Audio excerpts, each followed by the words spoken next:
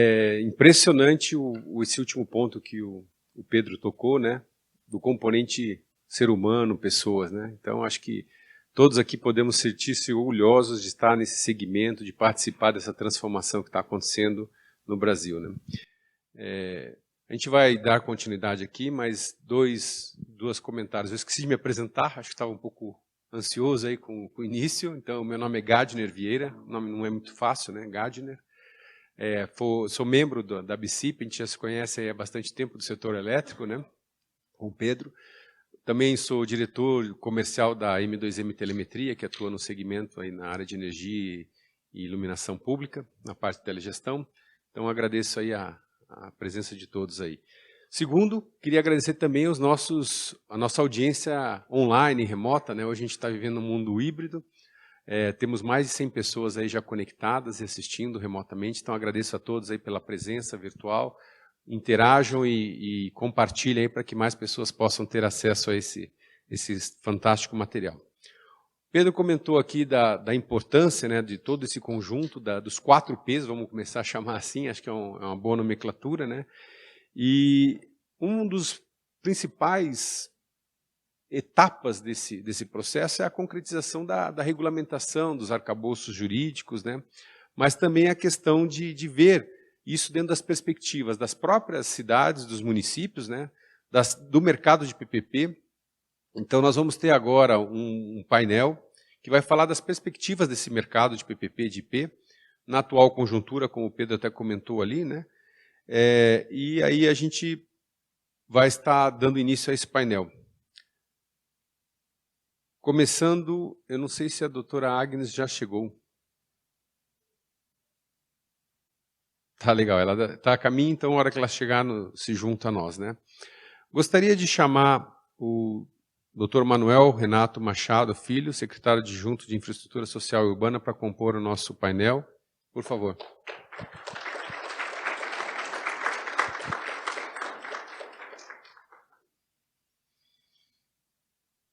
Fica à vontade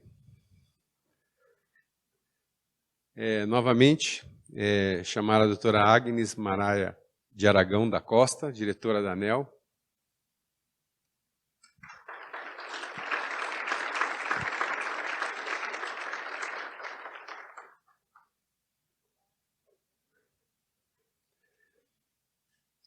Dr. Denilson Campelo, diretor da Secretaria Nacional de Fundos e Instrumentos Financeiros do Ministério da Integração e do Desenvolvimento Regional.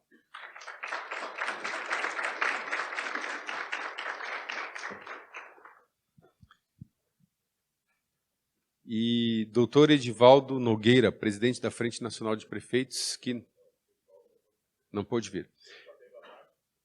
Ah, é verdade. Então, tá bom. Como mediador, gostaria de convidar o participante integrante da BCIP, o senhor Eduardo Isaías Gurevich, para fazer mediação desse painel, por favor.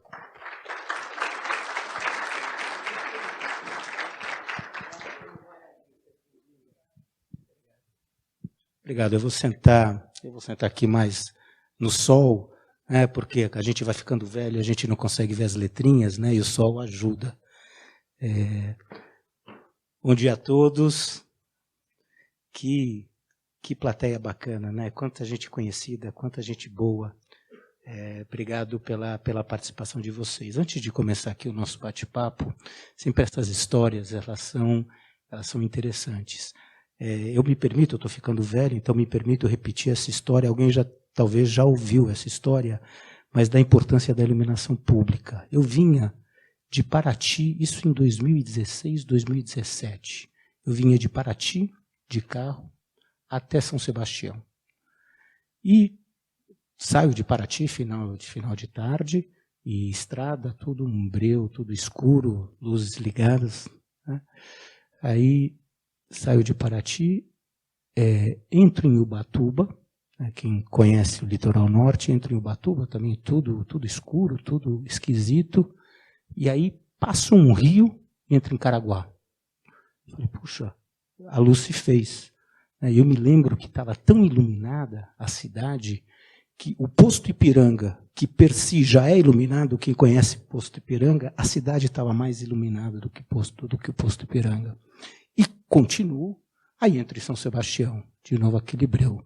E aí a gente teve uma reunião, dali a 2 semanas, na Bicipe, éramos alguns poucos gatos pingados, e aí eu comentando, e eu sou muito ruim de nome, né, mas eu comentando, falei, pessoal, eu tive uma experiência incrível nessa minha viagem, e relatei a experiência de Caraguá. E esse moço levanta e fala, Gurevitch, mas eu sou o diretor-presidente de Caraguá Luz. Lembra disso, Pedro? Então, assim, uma coisa diferente. Só comentando, esse vídeo, Pedro, ficou top. Eu não sei se a Mônica está por aqui, mas ficou maravilhoso. Esse vídeo realmente ele mostra ao que nós viemos, né? Lá na ponta, quem é que recebe o serviço público e o que muda na vida do cidadão. Eu adorei. Mas eu estou aqui numa baita missão complicada, estou com pesos pesados do governo federal. Ou seja, como mediador, muito complicado de minha parte. Eu vou rapidamente comentar. Quem está aqui, a gente tem Casa Civil, a gente tem Ministério da Minas e Energia, a gente tem MIDIR, né, o I, não podemos esquecer do I, que voltou. E vou comentar rapidamente, porque o currículo é extenso, senão a gente fica aqui só para ler currículo, né? E Manuel Renato Machado Filho, ele trabalha na Casa Civil, hoje é um dos principais responsáveis pela atuação do PPI. Muita coisa se fez em termos de infraestrutura no PPI, graças à interveniência e atuação do Manuel Renato, mas, rapidamente, Manuel Renato, eu vou comentar, você se graduou em Geologia pela Universidade de Brasília, você se especializou em Engenharia de Saúde Pública pela Fundação Fiocruz e você fez um mestrado em Saúde Pública pela USP em São Paulo. Correto? Boa. Vou apresentar também, aqui do meu lado, não, primeiro vou apresentar as damas, né? Porque senão ela vai ficar triste comigo, né? E fora que eu vou me perder nos papéis aqui, que vocês estão vendo que os papéis estão voando, né? Vou apresentar a Agnes. Agnes, ela fez quase toda a formação acadêmica relacionada à energia. Tanto é que hoje você é diretora de regulação da ANEEL, nem poderia ser diferente, não é? Então, a Agnes é graduada em Ciências Econômicas pela Universidade Federal do Rio de Janeiro. Ela fez um mestrado na Universidade de São Paulo, também ligado à energia, e ela está fazendo doutorado, neste momento, pela Universidade Técnica de Berlim. Chique, né? Meu querido Denilson, você que eu já li o seu currículo e já falamos anteriormente, o doutor Denilson, ele conhece de tudo, não é? Deixa eu ver se aqui. Rapidamente, Denilson, ele é graduado em Gestão Pública pelo Instituto de Ensino Superior de Minas Gerais, fez um curso Management dos Seguros e Serviços de Saúde e Sociossanitários. A gente vê que ele trabalhou muito com aspectos regulatórios de saúde. Também se especializou em programas de directivos em saúde básica da Escola Andaluza de Saúde Pública. Deve ter sido uma experiência fantástica, né? Andaluzia. E, recentemente, terminou um MBA em Economia e Gestão, Planejamento, Financiamento e Governança Pública na FGV. Devidamente apresentados, meus queridos colegas, começo com as damas. Agnes, você vai lá a primeira pergunta e veja que as perguntas elas são assim mais introdutórias, elas não são perguntas, puxa, vou responder e vou ficar no quadrado. Pode falar, estamos aqui para aprender. E uma das perguntas que me vem é a questão de quais são os desafios hoje da ANEEL em relação a esta interdependência entre distribuidores de energia elétrica e prestadores de serviço de iluminação pública. Quais são esses desafios que vocês têm na mesa hoje e como vocês pretendem superar esses desafios? Se é que há desafios, né? Falou, não, existiram desafios, hoje não há mais, mas, por favor, Agnes.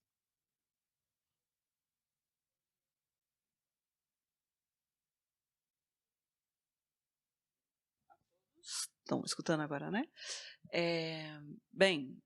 Foi engraçado o que você falou antes do Ministério de Minas e Energia. Para quem não me conhece, eu fui assessora de ministros de Minas e Energia por 18 anos. E estou na ANEEL só desde dezembro, então estou mudando meu chapéu justamente de quem formula política pública para quem trabalha na regulação.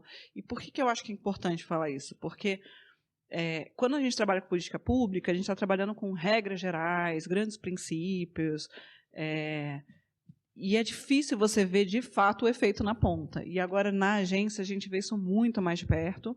Então, assim, pulando, acho que um pouquinho para essa pergunta que você trouxe, eu acho que um desafio do regulador é justamente o que a gente chama de assimetria de informação, que é você realmente não saber das dores, né, do setor. Então, assim, eu acho muito importante eventos como esses, em que vocês se reúnem, e depois toda a atuação, né, da associação de trazer as discussões para a ANEEL, porque a gente tem, assim, claro, né, historicamente, muito contato com as distribuidoras, as associações das distribuidoras, mas o setor, né, de iluminação pública, a gente tem visto que tem se tornado muito pujante, e aí é muito importante que nos desafios que vocês tiverem, vocês levem essas discussões para a ANEEL, porque o trabalho da ANEEL, eu acho que é legal falar isso, a gente está falando do setor elétrico, é um setor eminentemente privado. E aí a gente tem, claro, algumas concessionárias que são públicas, mas na parte de iluminação pública a gente tem toda essa relação com municípios e atores privados agora atuando nesse setor.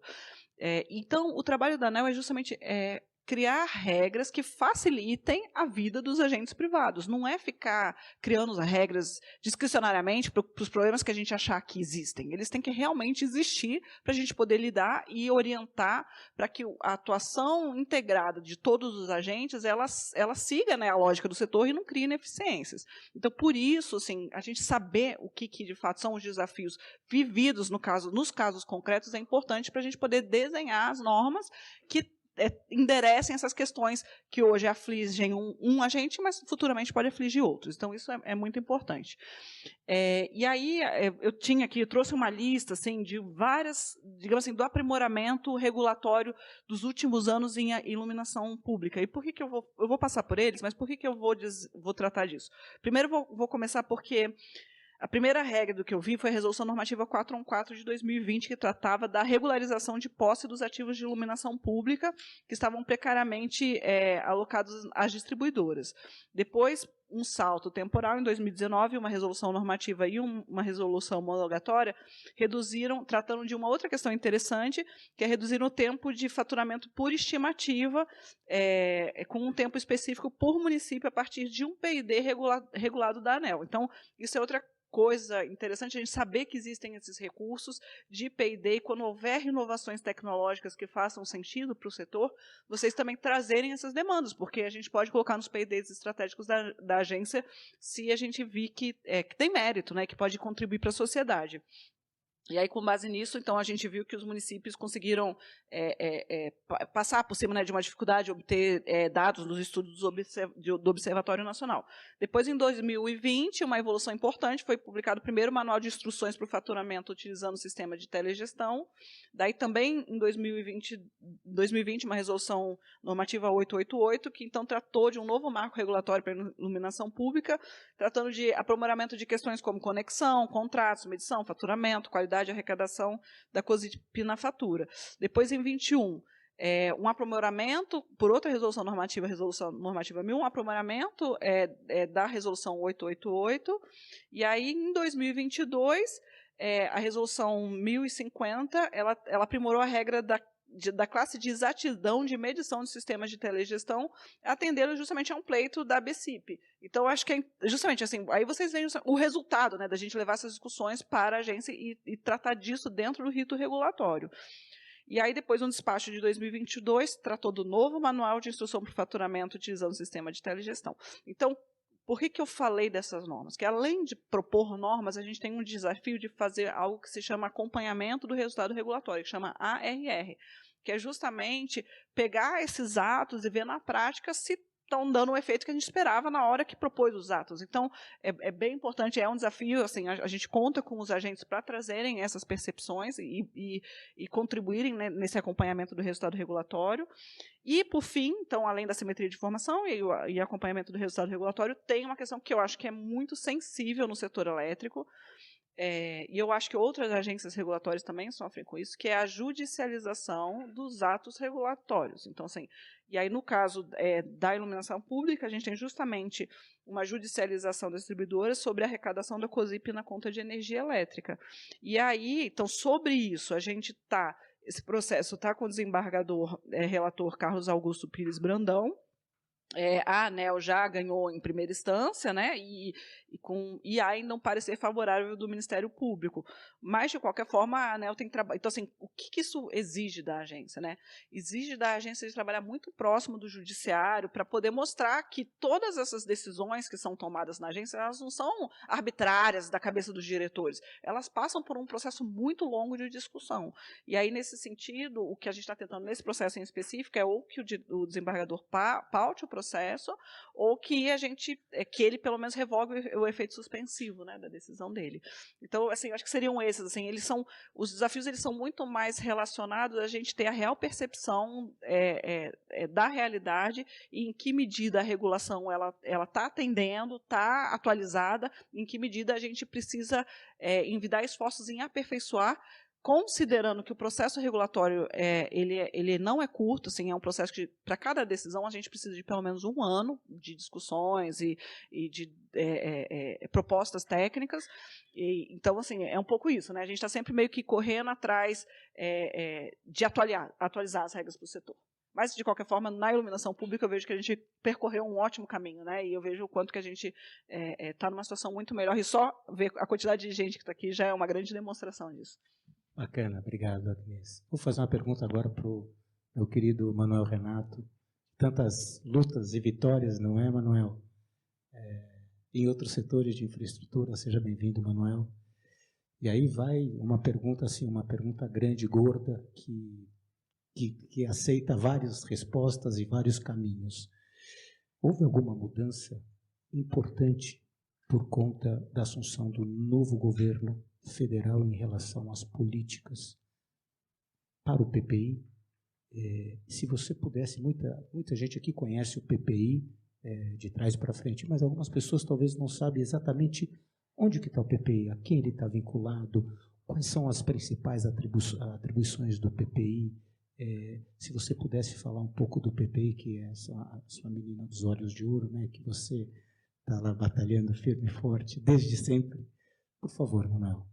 Antes de mais nada, bom dia a todos. É um prazer estar aqui com vocês.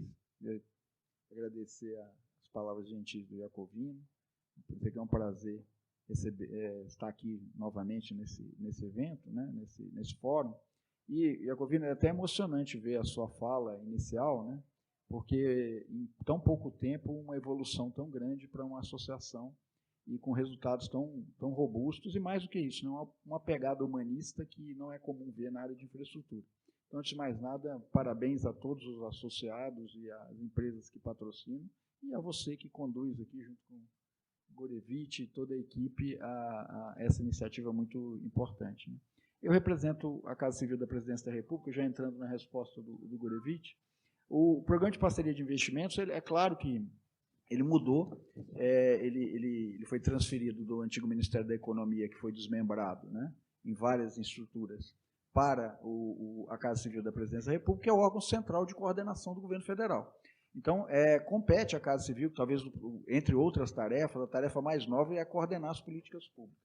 Ao levar o PPI, que é o órgão responsável pelo Programa Nacional de Desestatização, e pelo Programa de Apoio a Concessões e PPPs de entes subnacionais para o centro do governo, destaca que continua sendo prioridade as iniciativas de infraestrutura implementadas mediante concessões e parcerias no âmbito subnacional, e também que, aí vem a mudança de ênfase, né?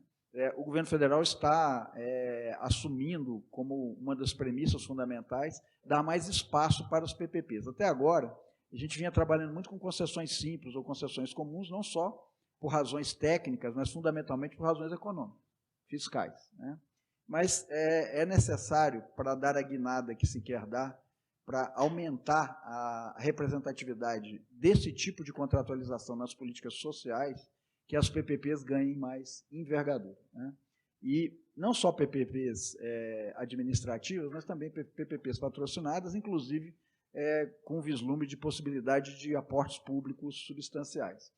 Eu sou oriundo da área de saneamento, trabalhei durante, nem gosto de falar muito dessas coisas, né? Revela muito a idade, mas assim, eu trabalho há 30 anos na área de saneamento, né? Sempre por perto, né? E a área de saneamento é uma área que encerra um conflito federativo que a gente assiste, infelizmente, Recurso DC recentemente, que impede o seu desenvolvimento. Um embate entre estados e municípios e agora entre o setor privado, que não deveria estar se pronunciando da maneira como se pronuncia, mas, infelizmente, essa é a realidade com que temos que nos confrontar, né? Então, respondendo, Gurevitch, há uma mudança de ênfase, de tema, os temas sociais devem ganhar uma expressão maior, e também de forma de contratação, em que as PPPs devem ganhar uma expressão maior do que as que vem tendo hoje, para que a gente consiga atingir as políticas sociais. É claro que para implementar políticas sociais, e quando a gente fala em políticas sociais, chama-se núcleo duro, a gente está falando essencialmente de educação e saúde, é preciso que os ministérios setoriais queiram fazer, tá certo? É que eles patrocinem essa implementação. A Casa Civil e o PPI são instrumentos para que isso aconteça. Nós só faremos se formos demandados pelos ministérios setoriais, e para isso há uma discussão grande com os setoriais, para discutir os temas que merecem uma prioridade maior, e mais do que merecem uma prioridade maior, que tem uma viabilidade maior, porque a gente sempre trabalha, eu gosto sempre, o Jacovino já me viu dizer isso várias vezes, né, de que o papel do PPI é buscar um equilíbrio, né, entre o interesse da política pública, o interesse primordial da política pública, mas também desenhar projetos com qualidade e isenção a ponto de gerar confiança no mercado para que o mercado ou compre esses projetos. Então, esse é o papel do PPI, um papel de mediação. Para isso, contamos aí com duas ferramentas espetaculares, que é a fábrica de projetos do BNDES, mais antiga e mais estruturada, e a fábrica do FEP, do Fundo de Estruturação de Projetos da Caixa, que tivemos o prazer de participar desde a concepção, e que hoje é uma realidade que apoia aí um conjunto bastante expressivo de projetos. São quase 6 dezenas de projetos sendo estruturados ao mesmo tempo. Obrigado, Manuel. Vou fazer uma pergunta aqui, não sei se é cabeludo ou não, Denilson. Essa você vai, que sobrou para você. Não sei se é cabeludo, aí você tira o cabelo da peruca ou não. Tem aí uma história que tem um fundo que foi criado. É um fundo importante de aproximadamente R$1 bilhão, né? E que esse fundo ele visa apoiar projetos de infraestrutura. O nome do fundo eu vou ler aqui porque não é fácil, né? Ainda mais a idade vai chegando, não é fácil. Deixa eu ler o nome do fundo aqui. Espera aí, pessoal. Fundo de Desenvolvimento de Infraestrutura Regional Sustentável. É este, tá, acertei. Que hoje quem administra é a 20, né? 20 Partner. Se você pudesse falar um pouco deste fundo, ao que ele veio, qual é o propósito, que setores de infraestrutura, como que o mercado pode buscar este fundo e através de quem, como. Se você pudesse, por favor, Denilson, essa bola ficou para você.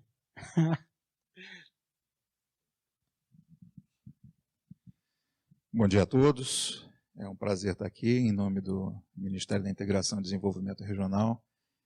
Queria cumprimentar os companheiros aqui dessa rodada de perguntas. E o FIDIRS, né, que você já falou aí, ele foi constituído, ele tem origem de um outro fundo, e começamos a trabalhar com essa constituição há 2 anos atrás.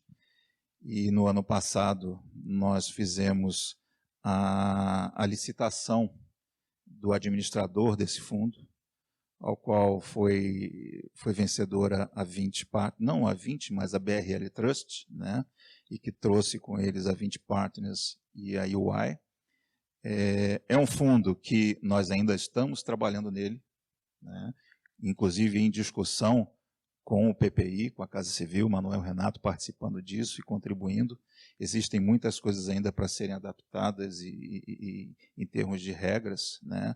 Mas nessa licitação, inclusive, a própria Caixa Econômica entraram outros parceiros, outras empresas, mas a situação desse fundo hoje ela ainda está no papel e a gente está em processo de regulamentação. O objetivo dele, o fundo, ele foi instituído ele tem 3 pilares, que é o pilar de estruturação, de garantias e de captação, né? Captação para o próprio fundo, dentro da CVM, uma captação até mesmo para poder sustentar em termos de garantia, né? Porque quando a gente fala, hoje são 870 milhões de reais que já estão dentro do fundo, e quando a gente fala de estruturação, 870 milhões de reais dá para fazer bastante coisa. Mas quando a gente fala de garantias, a gente precisa de mais fôlego, né? Porque seria um percentual muito pequeno dentro da necessidade do mercado para poder fazer essa operação de garantia. Pela terceira coluna do fundo, existe a captação, que é exatamente captar outros fundos para que se possa fazer essa estruturação de garantias, né? Em termos de políticas, o fundo ele foi concebido não especificamente para uma política. Nós hoje estamos abertos, e dentro do FIDIS nós abrimos uma carteira de projetos, nós abrimos no ano passado, dentro do site do Ministério, até então, Ministério do Desenvolvimento Regional, abrimos para aqueles municípios e consórcios que quisessem se candidatar a ter o apoio do Ministério e, na direção que o fundo caminhava, ter o fundo para fazer essa estruturação. Então, nós recebemos mais de 400 propostas de municípios. Dentro desses 400 municípios, foram aproximadamente 1.100 projetos, onde a iluminação pública ela aparece ali com 180 propostas de projeto.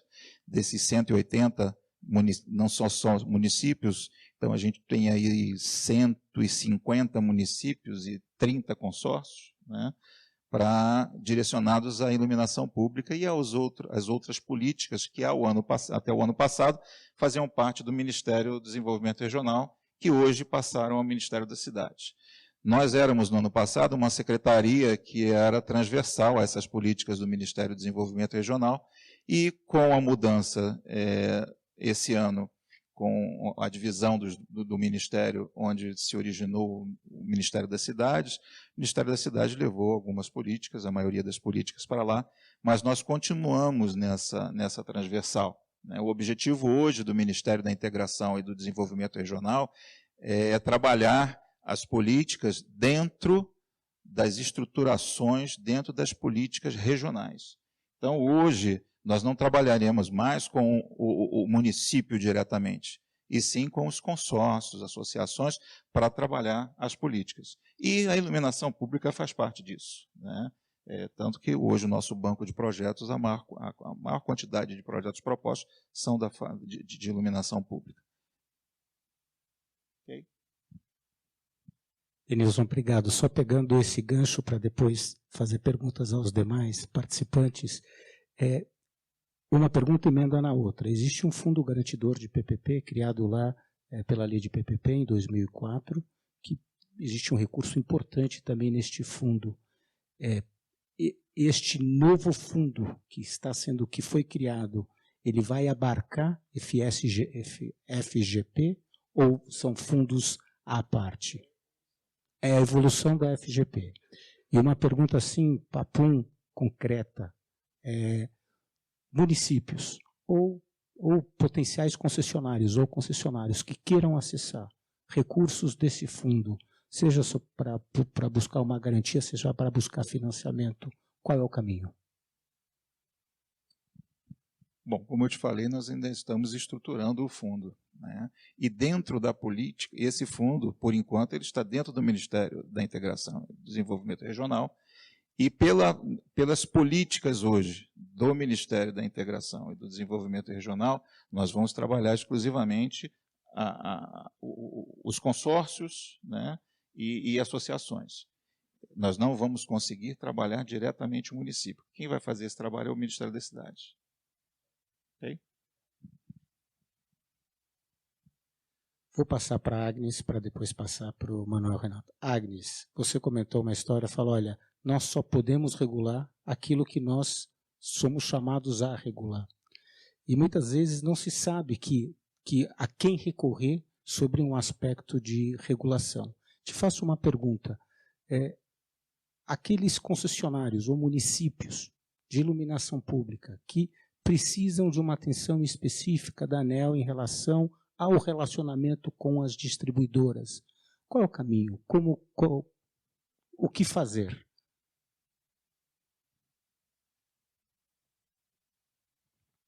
Acho boa a pergunta.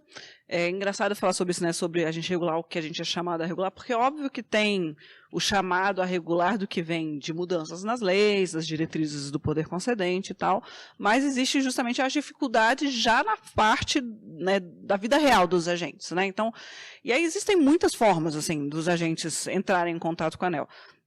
A gente tem justamente a Superintendência de Regulação e Distribuição, o Daniel está aqui, né, com o que veio comigo, está ali atrás. Então, assim, tem esse lado dos agentes poderem entrar em contato com as áreas técnicas finalísticas, de fato, para trazer suas questões, e as áreas, elas eventualmente conseguem trazer isso para a agenda regulatória ou para processos que são levados para a diretoria. Mas, de qualquer forma, o que eu acho legal saber? Existe uma lei, que é a Lei 13.848, que é a Lei Geral das Agências, né, ela é de 2019, e ela uniformizou as práticas para todas as agências reguladoras.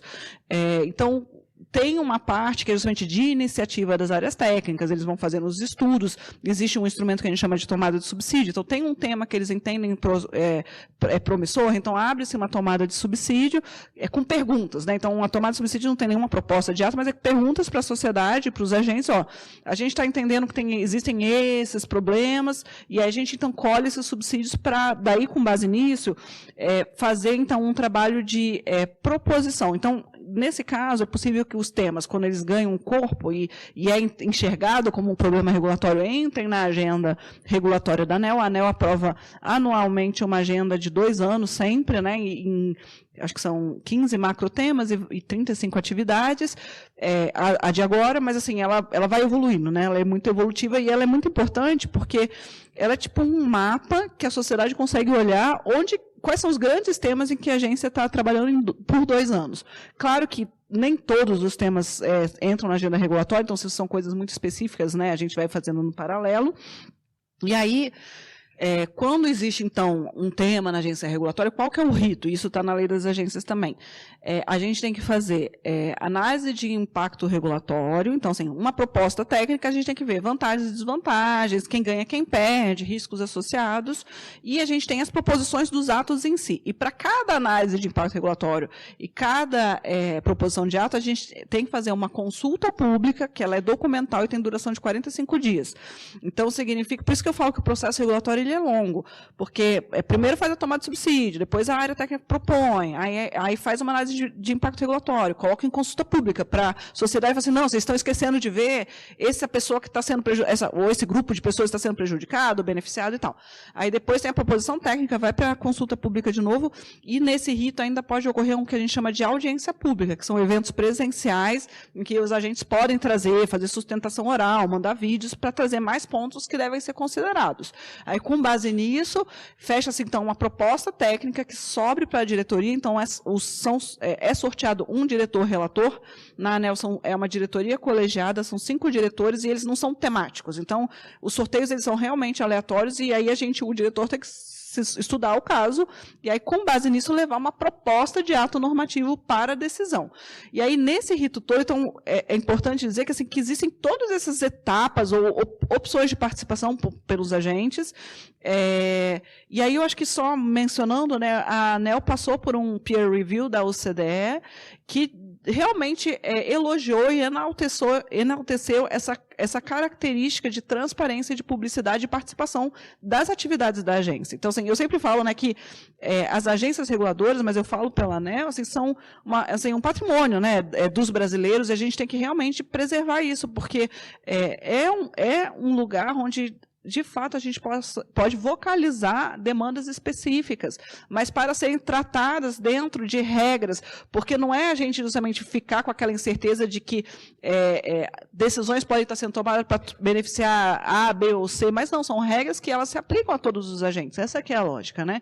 Então, por favor, vocês têm sempre a porta de entrada, que são as áreas técnicas, mas, claro, que fiquem muito atentos a esses processos na agência, porque tem muitas etapas e possibilidades de participação também. Boa, obrigado, Agnes. Vou fazer uma pergunta ao Manuel Renato. Manuel, está fora do script, mas é uma pergunta palpitante, meu caro, que em relação, e essa pergunta também depois eu vou estender ao meu querido Denilson. Quero te ouvir, Manuel, a questão dos deságios. É algo que dá muita alegria, por um lado, e ao mesmo tempo dá muita tristeza pelo outro lado, né? É o mesmo dedo visto de outra forma. O setor privado se preocupa muito com esses deságios de 60%, 70% desses leilões que foram super bem estruturados. O que você acredita esses deságios?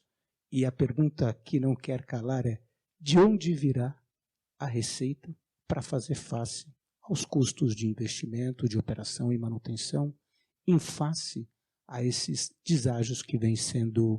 É uma preocupação. Por um lado, é uma alegria, né? Pelo poder público, puxa vida, 70% da contraprestação. Mas, por outro lado, será que veremos no setor de iluminação pública aquilo que vimos lá atrás, pedidos e pedidos de readequação do equilíbrio econômico e financeiro de contrato, com teses tais e quais, porque a conta não fecha, a questão das receitas acessórias à tarde, nós vamos ter um painel bastante interessante falando sobre receitas acessórias em iluminação pública.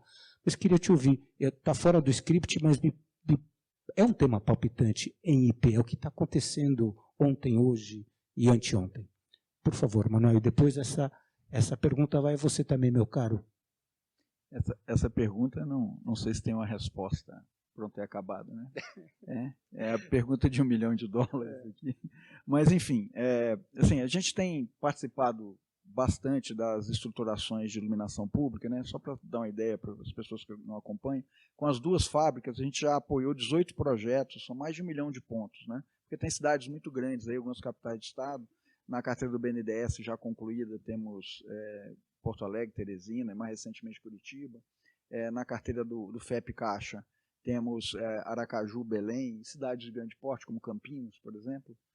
E o que a gente observa muito é um deságio enorme, que tem o seu lado positivo, mas nós também, por um lado, nós agora, recentemente com a Caixa, fizemos um trabalho grande, apoiado com o apoio do IFC, do Banco Mundial, de revisar os nossos formatos de estruturação, tá certo? Porque uma parte da resposta pode estar nos preços de referência, tá certo? Então, talvez a gente esteja trabalhando com preços de referência que não sejam os parâmetros de mercado razoáveis, tá certo? Porque a gente está usando os parâmetros muitas vezes utilizados para obras públicas, e todos sabem por quê, que usamos isso, principalmente os sistemas federais, como o SINAP, por exemplo, e eles podem não estar capturando adequadamente a realidade do formato de contratação das PPPs. Então, um lado da resposta, pelo lado da adequação da estruturação, eu acho que isso vai ajudar um pouco a mitigar esses deságios. O outro lado, que é bem conhecido, do outro lado da discussão, que é bem conhecido, que é pelo lado do mercado, é que a agressividade está muito associada, por um lado, a uma aposta futura de receitas acessórias advindas, principalmente das Smart Cities, e o que a gente observa na realidade é que isso está crescendo e tem um potencial difícil até de prever, mas que ainda não é uma realidade concreta na maioria dos elementos próprios de estruturação e de apropriação à realidade neste momento no país. Tá certo? Estaria se investindo, tendo uma agressividade grande, como é típica do mercado, mas em cima de uma premissa, de uma proposta que pode se verificar ou não. Porque eu sou da época, Gurevich, não sei se você faz dessa época, eu peguei a fase em que as universidades receberam os primeiros computadores de uso individual, né? E a gente acreditava muito, e principalmente no trabalho, né, na época que eu já trabalhava, e nós recebemos isso nas repartições, e acreditava-se que ia ter um ganho de produtividade absurdo, assim, uma velocidade enorme, né? E isso não se verificou no primeiro momento. Então, teve um momento de euforia pelo recebimento daqueles equipamentos e a mudança da forma de trabalhar, e depois uma crítica muito severa, porque aquela expectativa de aumento de produtividade não se verificou nos primeiros anos. O que veio a se verificar de maneira muito mais acentuada do que se imaginava, inclusive, mas com um tempo, um timing muito diferente daquele que se imaginava que a nossa ansiedade, na época, talvez tivesse demandado. Eu acho que é um pouco isso aqui que está acontecendo. Tem um lado que vai acontecer esse movimento. Para isso, acho que o governo precisa também ajudar. Por exemplo, nós temos um ótimo problema hoje com as concessões de iluminação pública. É um problema que eu gostaria de ter em todas as políticas, porque nós estamos promovendo uma forma de contratualização que está reduzindo absurdamente os custos. Até o momento está sendo capaz de entregar aquilo que contratou. Se vai continuar assim, não tenho bola de cristal, mas quero crer que sim. Porque acredito muito que o que vejo nos leilões e na responsabilidade das empresas que fazem a proposta é um engajamento muito grande para fazer funcionar. Mesmo porque, se não funcionar, todos nós sabemos no Brasil o poder devastador que tem um efeito demonstrativo negativo. Destrói tudo. Porque nós temos uma vocação para o fracasso que é inexorável em alguns aspectos, né? Não do ponto de vista prático, mas do ponto de vista de mentalidade.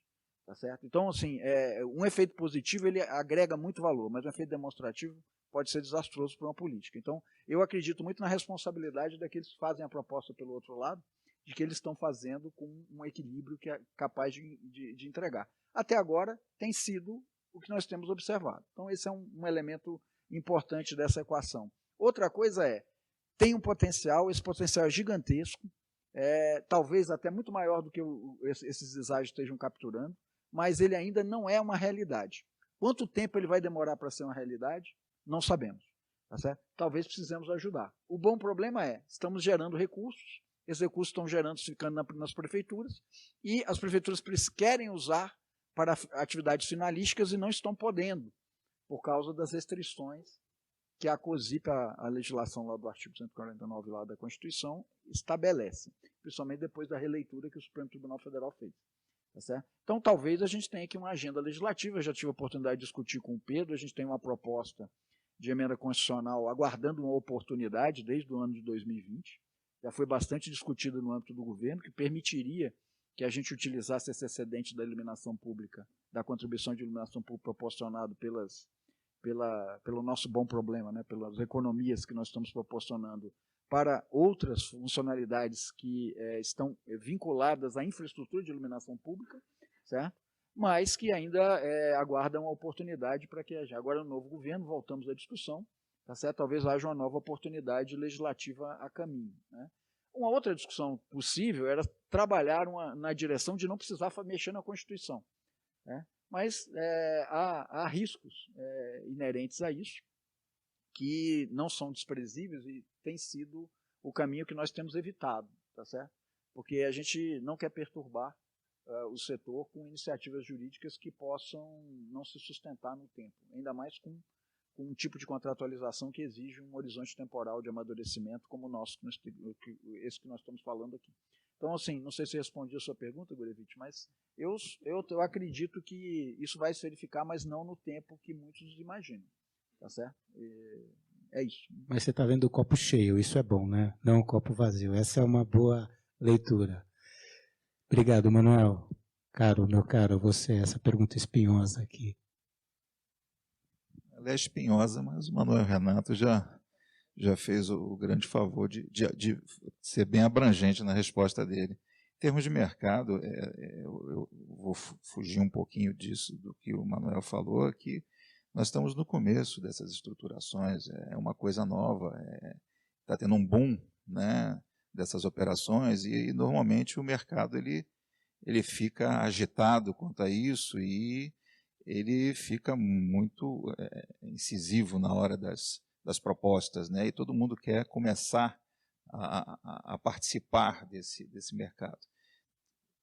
Concordo que realmente o deságio ele tem atingido números não preocupantes, mas assim diferentes do que a gente esperava, mas eu acredito que com o tempo e até mesmo a experiência desses estruturadores, dessas empresas que estão fazendo essas propostas, eles vão sentar e vão enxergar o que o mercado faz. Eu trago isso da minha época de banco, qualquer coisa que nós íamos fazer era, vamos esperar o mercado fazer, o mercado criar os calos e aí vamos partir para uma hora mais assertiva. Então não tem muita mais coisa a acrescentar do que o Manuel falou, mas exatamente, eu acredito que em breve o mercado assuma uma linha mais vamos dizer assim, perto dos 50%, não estou estipulando o valor, obviamente que não, mas que ele tenha uma retração ao longo do tempo, mas também, não sei em quanto tempo, né? Vai depender também da velocidade e do crescimento dessas estruturações.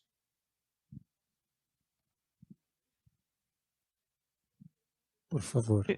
Com outra experiência, assim, não sei o quanto vocês sabem, né, mas o setor de energia elétrica, a contratação de energia é feita por leilões. Isso é uma prática desde 2003, 2004.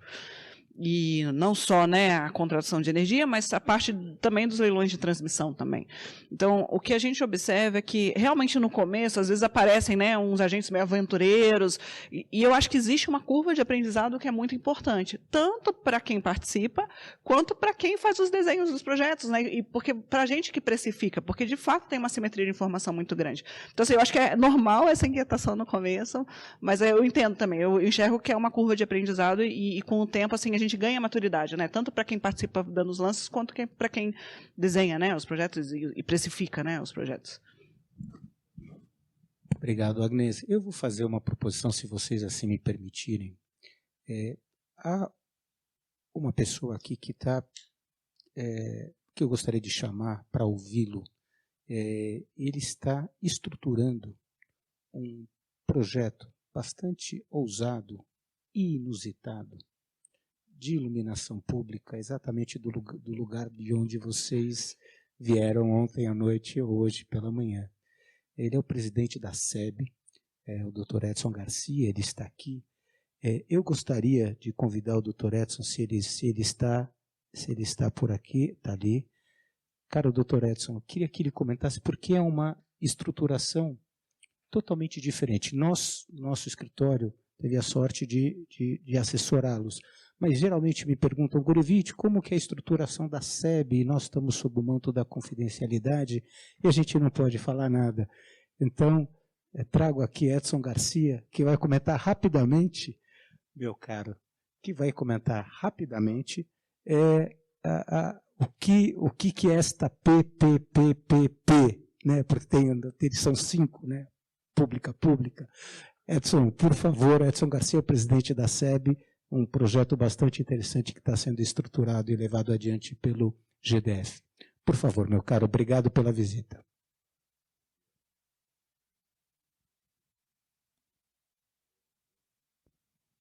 Alô? Ok. Bom dia, quero saudar a todos na presença, aí na pessoa do nosso presidente Pedro. Eduardo, muito obrigado aí por essa inusitada chamada, isso não estava combinado. A todos aqui saudar os representantes do governo federal, na pessoa da diretora da ANEEL, Agnès, todos os representantes. Bom, rapidamente, dizendo que a SEB é uma companhia estadual, distrital, controlada pelo governo do Distrito Federal, Companhia Energética de Brasília, da qual eu sou presidente. Nós viemos, desde 2019, na presidência da SEB, e fizemos lá um processo de privatização da distribuidora de energia. Foi um projeto de muito sucesso porque fizemos uma privatização em 10 meses e 22 dias, tendo o maior ágio da história de privatização de distribuidoras, o maior resultado financeiro econômico, uma empresa que tinha BRR de 900 milhões, uma dívida de 1 bilhão e 100, e nós privatizamos por 2 bilhões e 524, com um enterprise value de 3,3 bilhões de reais. Então, a empresa hoje roda sob o controle da Neoenergia e temos tido resultados técnicos muito interessantes na cidade. E com essa nova visão do plano estratégico, nós mantivemos, sob o controle da companhia energética, várias empresas de geração de energia, mantivemos a área de geração E, no começo do governo, vínhamos do governo passado com uma proposta de uma PPP, como vem todos os municípios brasileiros, né? Isso vinha naquela onda de PPPs de iluminação pública, porque o Distrito Federal é uma unidade federativa que tem a função de Estado e também a função municipal. Então, cabe ao DF essa função de gestão do parque de iluminação pública. O Distrito Federal é o terceiro maior parque do país. Primeiro São Paulo, com 660 mil pontos, Rio de Janeiro com 470, e o Distrito Federal com 370 mil pontos, com uma proposta de expansão que vai nos levar a 450 mil pontos de iluminação. Então, o que nós olhamos como estratégia? Nós decidimos fazer um sistema em que a Companhia Energética de Brasília será a concessionária. A SEB, desde 69, ela faz as atividades de energia na cidade, desde iluminação, a distribuição e a parte de geração. Então, o nosso projeto que nós estamos estruturando é uma PPP pública, né? É o mesmo modelo de uma PPP privada.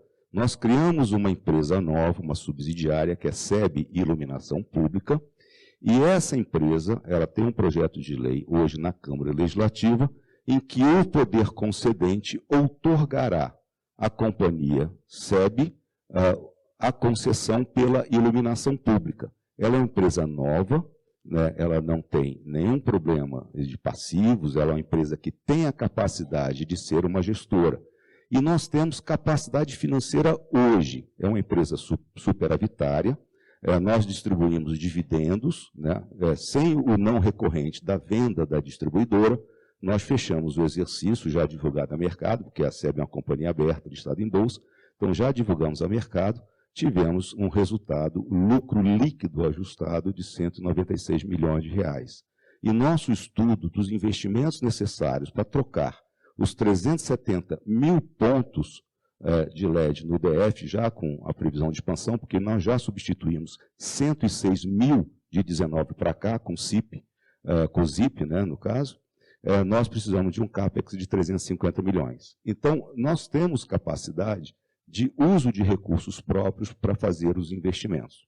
Só que nós temos uma ideia, e aí é um modelo inusitado, de que nós estamos fazendo o estudo da contraprestação, que viabiliza uma concessão de 30 anos, mas nós achamos importante, para criar uma governança na companhia com freios e contrapesos, termos parceiros privados, seja por trazer tecnologia, trazer experiência e trazer também exatamente essa governança através de acordos de acionistas, para que uma empresa pública ela não caminhe para aqueles caminhos deletérios de empresas públicas que venham inviabilizar a sua capacidade de gestão.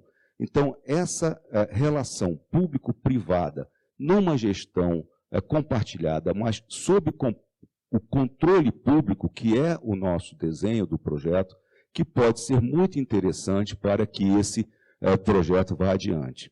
E a nossa visão, estudando muito a questão do que tem acontecido, os descontos, nós somos muito crédulos de que o estudo que a Ernst Young fez para a ABCIP vai exatamente desaguar num problema desses descontos.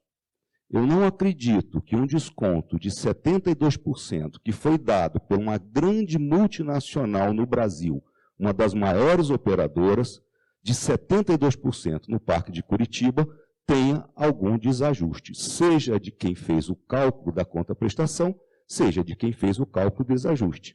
Algo não bate. Uma ponta está errada. Ou calculou-se muito mal, e aí, né, eu pergunto, BNDES e Caixa, que estão estruturando esses projetos, por que estão calculando alto? Ou quem está na ponta dando descontos extremamente perigosos no resultado, isso aponta o estudo da Ernst Young, feito para a ABCIP, de que teremos problemas futuros, seja de judicialização, seja de recálculo e equilíbrio, que pode levar à judicialização, ou seja, de problemas. Eu fui buscar concessionários. Foram até Brasília e me disseram, eu perguntei, como é que você vai fazer o serviço com esse desconto nessa contraprestação? Se o ideal era esse, Como dar 50%? Aí vem, não, nós reduzimos, melhoramos a eficiência e vamos ganhar em despesas acessórias. Mas isso coloca um fator de risco considerável para o prefeito, principalmente o prefeito futuro. Porque quem está fazendo a concessão, iluminou a cidade. E digo mais, doutor Agnes, é a infraestrutura mais barata com maior resultado de alegria na sociedade. Fizemos pesquisa. Quando você bota asfalto, 52% dá alegria ao povo. Quando você bota iluminação pública, 98% de satisfação. Então, é a infraestrutura mais barata. E digo, quem teve essa percepção, e Pedro, te digo, por que o Centro-Oeste, que tem grandes parques, como Brasília, não tem essa efetividade? O governador do Mato Grosso, Maurinho, foi prefeito de Cuiabá. Ele fez a concessão em Cuiabá. Deu tanto problema judicial e no Tribunal de Contas que há anos que o atual prefeito Pinheirinho não consegue contratar. O que o Mauro fez? O Mauro investiu 130 milhões de reais e comprou 350 mil lâmpadas e doou para os municípios. Por que Mato Grosso não tem PPPs nos outros municípios? Porque o governador comprou as lâmpadas para os prefeitos. Fez um grande programa de iluminação no estado, tal é o resultado positivo de satisfação. Então, o que nós decidimos nós estamos fazendo uma contraprestação ótima, que para de pé, que dá resultado, que dá equilíbrio, o nosso fluxo de caixa é extremamente rentável e nós acreditamos que uma parceria com alguém que queira fazer conosco OIM e a operação de OPEX é um grande resultado econômico, é um bom negócio. Então, a nossa vocação é ser uma empresa pública rentável e que tenha no business de iluminação pública um bom negócio e que também formule políticas públicas do governo do Distrito Federal para a sua sociedade, dando efetivamente uma iluminação pública que dá resultado de mudança social que é impressionante. Então, esse é o nosso projeto, é uma jabuticaba de uma parceria público-pública com uma empresa estatal, graças a Deus, líquida, sem dívida, lucrativa e bem administrada, como a gente tem conduzido a companhia energética. Muito obrigado. E contamos com a assessoria jurídica de qualidade, doutor Eduardo Gurevitch, doutora Vanessa e equipe, né, e parceiros dos bancos que nos assessoram no projeto econômico. Muito obrigado. Obrigado, Edson. Meu caro, então podemos vislumbrar uma venda de participação societária da SEB-IP, para que ela acompanhe o quadro societário junto com o SEB e que exista um contrato entre SEB concessionária e SEB-IP, a prestadora de serviço, e que, em relação ao capital social da prestadora de serviço, vai se admitir um parceiro estratégico. De forma muito clara, não é uma privatização. A concessão a gente está trabalhando para outorgar para a holding, que é a Companhia Energética de Brasília. Essa vai ser a concessionária, essa vai manter cadastro, essa vai ter os empregados 100% da companhia. A SEB Iluminação Pública, que é a sua subsidiária, é a operacional, que terá um contrato entre partes relacionadas, que vai ser a operacional, que vai fazer toda a operação. Nessa companhia, a gente está modelando como fazer uma associação. Pode ser uma SPE, isso aí é um estudo que a gente está desenvolvendo, para que eu tenha, trazer tecnologia, trazer centro de operações, smart grid, enfim, 5G, todo um processo a ser feito. Agora, então isso ainda a gente está estudando. Agora, eu queria trazer aqui um ponto aos membros do governo federal que precisa ser tratado muito urgente, que é a questão da DREM, a desvinculação de receita de estados e municípios, que é um dispositivo constitucional que vai se encerrar agora em 2023, é um problema sério. A gente já discutiu a questão da constitucionalidade, porque a DREM é um dispositivo constitucional, mas a contribuição da sociedade para financiar o serviço de iluminação pública, também ele não pode ser desviado para outras atividades. Então, para os concessionários, que não é o nosso caso, que lá a gente está resolvendo dentro de casa, mas para os concessionários, tem municípios que tiram os 30% da DREM e dão o calote no concessionário, porque falam, esse é um dispositivo constitucional, ele está tirando do fluxo de caixa 30% da receita da COSIP e acaba sofrendo problemas no fluxo de caixa para pagar a contraprestação. Então, isso é importante, que não haja, aí o governo federal poderia atuar nisso, que não haja a prorrogação ou se excepcionalize, no caso da contribuição de iluminação pública, que não sofra efeitos da desvinculação de 30% da receita da COSIP, para que não seja um problema nos fluxos de caixa das concessionárias. Isso é um assunto muito importante que precisa ser tratado com muita atenção. Eu peço ao Pedro da BCIP que se envolva nesse assunto para a proteção dos concessionários já contratados, porque vai ter quebra de fluxo de caixa em 30% com a desvinculação. Boa, Edson. ADCT, artigo 76. Boa, boa. Meus caros, infelizmente nós acabamos a nossa querida travessia por essa primeira parte do seminário. Gostaria de agradecer a vocês. Obrigado, Denilson, Agnes, Manuel Renato, Edson. Obrigado pela fala tão contundente, como sempre, não é? Obrigado por terem vindo das suas casas e abrilhantar essa nossa reunião. Muito obrigado e bom dia a todos e bom seminário a todos. Obrigado. Por favor.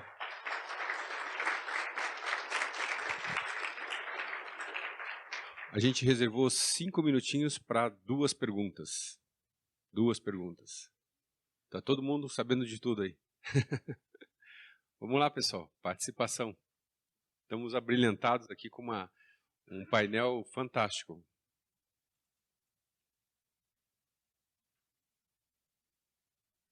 Ok. Opa, tem ali uma pergunta.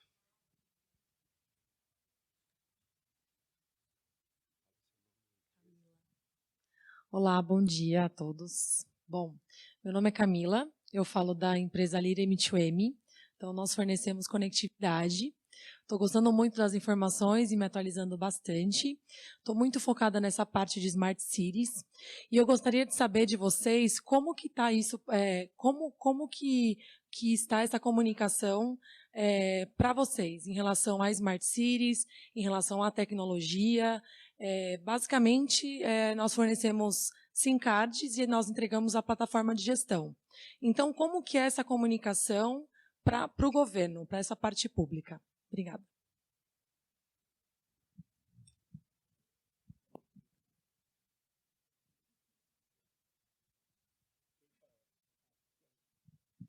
Não sei se entendi.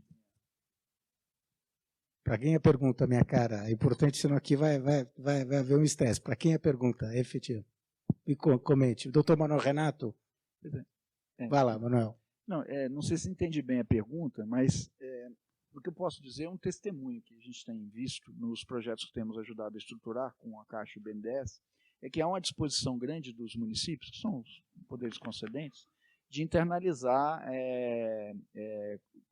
novas ferramentas, né, de Smart Cities, a exemplo das que a senhora citou, nos contratos, né? O problema é que a gente não pode custear isso com os recursos da COSIP.